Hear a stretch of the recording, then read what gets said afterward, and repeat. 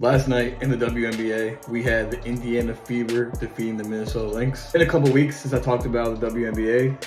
That's because last night they finally had a nationally televised game, and playoffs are going to be underway this weekend. In this game, Indiana Fever was playing more for something in terms of seeding, and they took advantage from start to finish against Minnesota Lynx team that didn't have Nafisa Collier. But this is why I've been most impressed with the Fever this season out of all the teams. This team has gone through a lot of injuries, whether it be short stint injuries or season-ending injuries, and losing key players, and yet here they are, can still possibly be a top seed in the playoffs. They just have a next woman up mentality from what I've seen.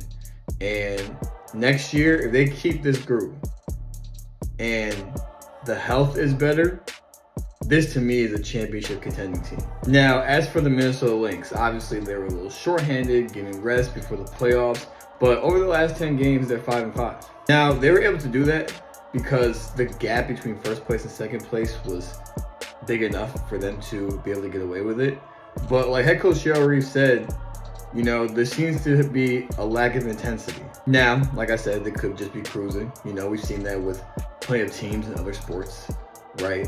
But to her defense, that can cause bad habits because other sports teams have done that in the past. And while some have turned their, you know, intensity up in the playoffs once it started, others weren't able to because bad habits were created. And I think that's kind of her fear right now. I think they'll be fine, but the thought process is definitely warranted.